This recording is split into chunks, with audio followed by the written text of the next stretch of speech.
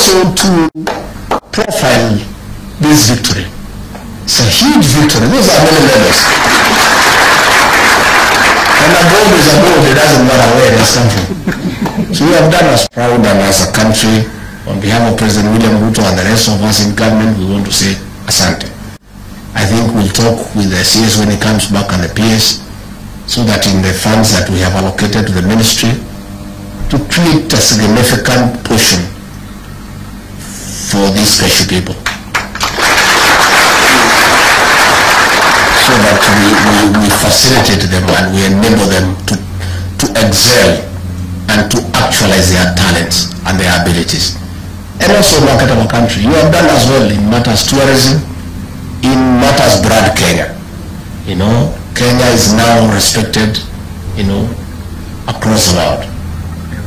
And I think you are following in the footsteps of our President William Ruto. The other day he was in Paris, he gave a speech, all the wazungu stood up. Akaona yuko Mwafrika yuko na akili ya kutosha. So I'm happy you are also joining our President to brand Kenya as a leading nation in all activities, in all fronts. So we really want to encourage you and to say tumeshukuru sana. And therefore mkae hapa tukule na nyinyi, tuongee, tupigwe picha. Yule jamani sema aliniona na macho yote mawili. Wani ulikuwa na macho ngapi sasa?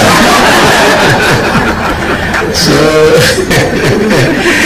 I think the government has also appreciated you for what you have done in a small way for now, but in future tutapanga vizuri. All those individuals who got a gold medal, the government of the Republic of Kenya will give you 750,000 shillings.